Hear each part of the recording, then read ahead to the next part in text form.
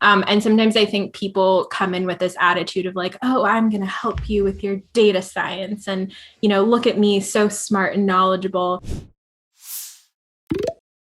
And we Yeah. talked briefly offline about like research liaison positions and Mm. how that has made your transition into this field possible.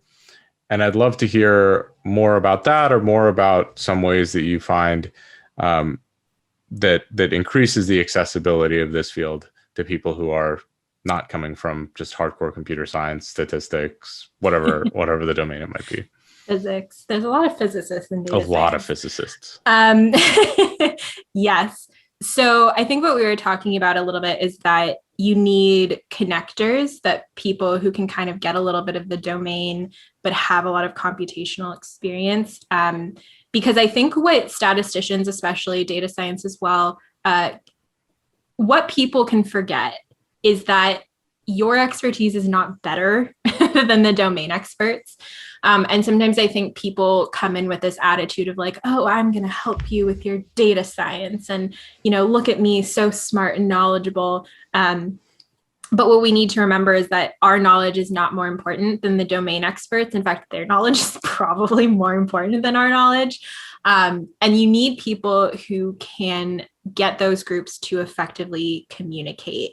And so sometimes that can look like a domain expert who has a lot of technical knowledge, who's able to connect what the domain experts want with what technologically is needed in that situation. I have a friend who works at a big company that does that, and they focus more on the human side, like their expertise is more in psychology, but they have the technical chops to be able to communicate with, very siloed statisticians and data scientists. And then there's people like me who I have found it to be incredibly beneficial to my career to have that psychology background. My entire dissertation is basically reads like a psychology study. I just have like very fancy methods. And it's been really cool to connect the people that I used to work with or still do work with and collaborate with in psychology with methods that just improve their inference a lot.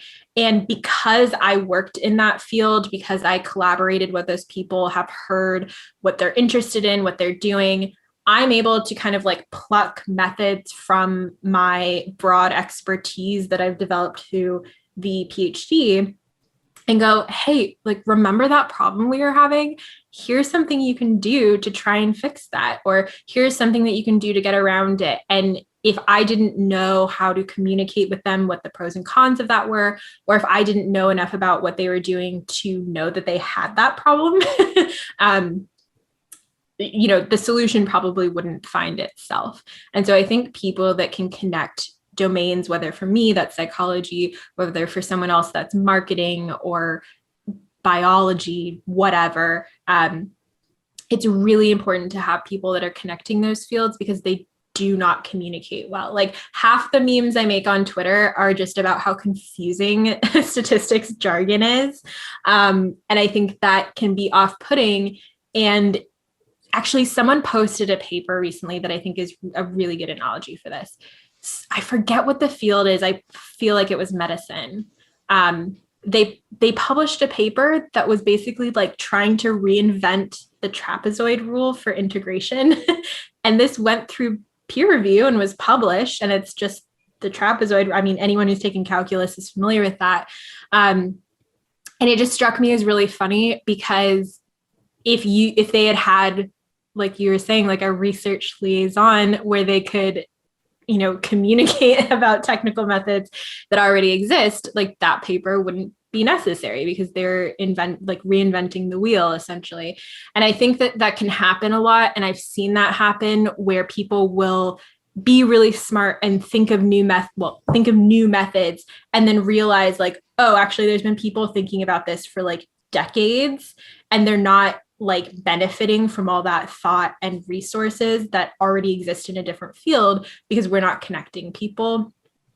And I would hopefully like to connect people more, whether that's getting domain experts to be more expert or getting statisticians and data scientists to be more amenable to communicating with those domain experts. I think that's super important, not just so that we're not reinventing the wheel, but also so that people can feel valued for their expertise no matter which side of the aisle that's on.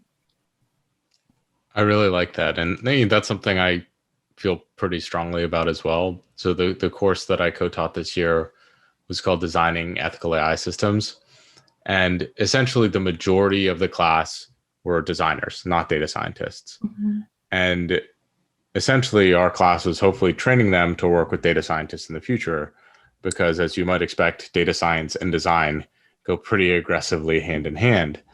And the idea that designers can learn a little bit more about data scientists and data science should definitely learn a little bit more about design is something that I think is overlooked. I mean, we look at specialization and siloing, and I think that there is some value in specialization, but you should be specializing in probably the problem you're solving using a multi-dimensional problem-solving approach.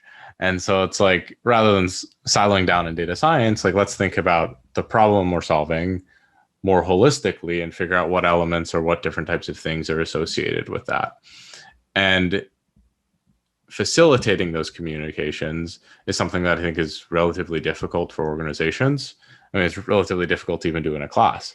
And I'm excited that you're working on making that more accessible to people. Totally. I am too. I think it's very important. And I think I often emphasize that in my class that I teach to undergraduates that, we go over technical stuff. We're coding and doing math, but I spend a lot more time than I think most people do on empathy, communication, and domain expertise, because I want my students to come out and value that. Whereas I think that a lot of times there's an attitude that those things don't matter, or that you should develop those things for some reason on your own. And it can sometimes lead to like a lack of empathy or that gatekeeping, or sort of snobby is not the right word, but this idea that your knowledge, as I said before, is more important than the domain experts. And so I try and drill that out of my students as much as possible, because I want them to be good collaborators. And most of them will not go into data science, so they can use the skills elsewhere as well. And I think that's important. So I hope if anyone's listening to this and you're creating educational materials or you're teaching, that you spend more time on empathy and communication, because sometimes I see that as lacking, not necessarily in the people, but in the curriculum that we generally use to teach data science. And I wish that were a more official part, instead of having people to try it, like having students need to piece that together on their own outside the classroom. Thanks for watching this clip. Luckily for you, I picked 2 more clips that I think you might really enjoy. Either watch those or maybe check out the full episode.